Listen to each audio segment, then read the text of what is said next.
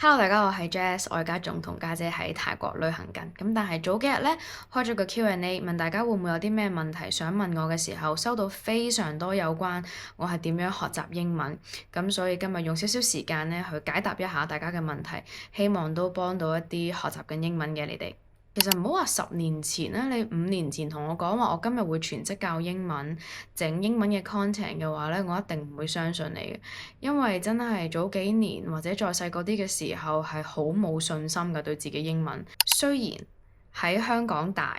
大家英文咧都唔會差得去邊嘅，你會有一個良好嘅英文教育咁多年，然後我以前嘅學校都唔差，跟住大家係會做好多嘅練習㗎嘛，咁考試成績又唔真係冇乜問題嘅時候，一路都覺得自己英文幾好啊，好似又即係中規中矩冇乜特別。去到我幾時覺得啊，原來唔係喎，我比我自己想象中差喎，係真係有一年咧，我去咗參加一個 summer camp。咁呢個 summer camp 咧係喺港大搞嘅嗰陣時，佢有兩個 streams 㗎。第一個咧就係話你係可以返屋企瞓覺，跟住咧朝頭早嘅時候返去參加啲活動。而另一種咧就係你留喺學校，直情就係真係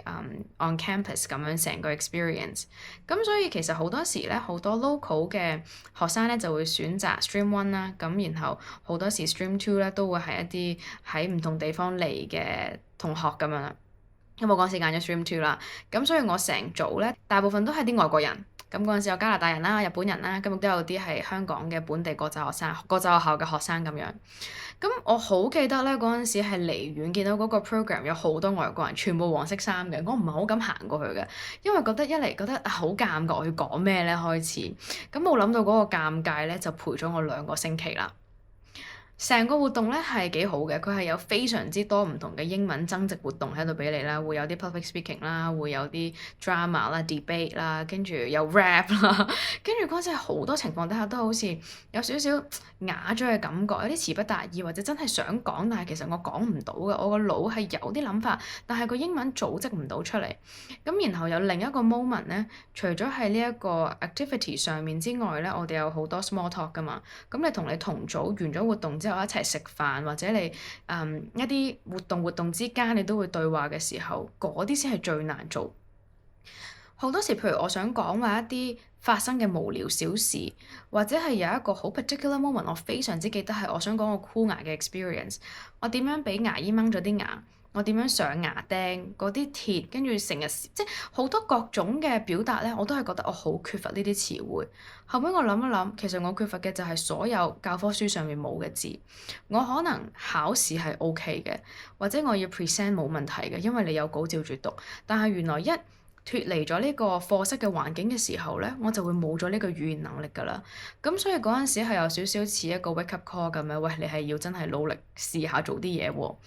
咁然後嗰陣時咧，我用嘅係2個方法。第一個咧係 self talk。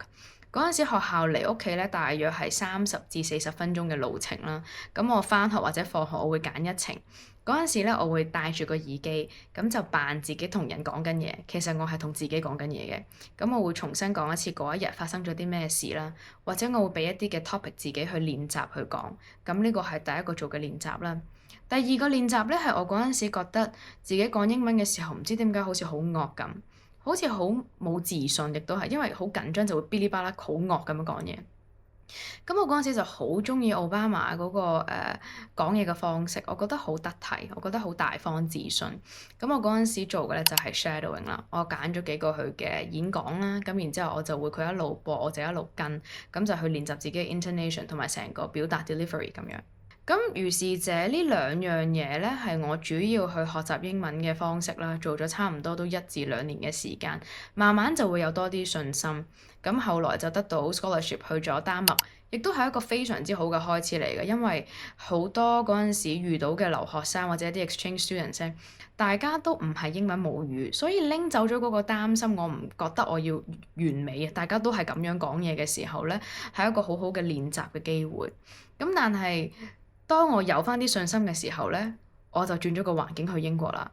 又係一個全新嘅衝擊，因為無論係香港去嘅學生啦，或者真係我嗰度嘅同學，好多真係英文係母語嘅，咁或者係真係好 comfortable，好自信㗎啦已經。咁嗰陣時就係又係一個小衝擊，又再重新 pick up，又係一個新嘅 system。再跟住去到美國嘅時候咧，又再換一次。然後嗰陣時最記得有個對話係我同個 professor 講，我覺得我都已經努力咗咁多年，但係我仲係好緊張自己有陣時有啲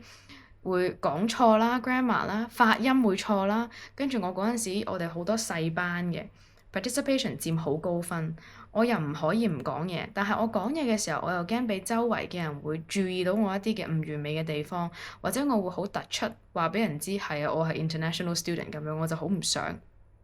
咁嗰陣時嗰位呢位波蘭嘅教授咧，佢問我嘅第一個問題係，咁你覺得我有冇 accent 啊？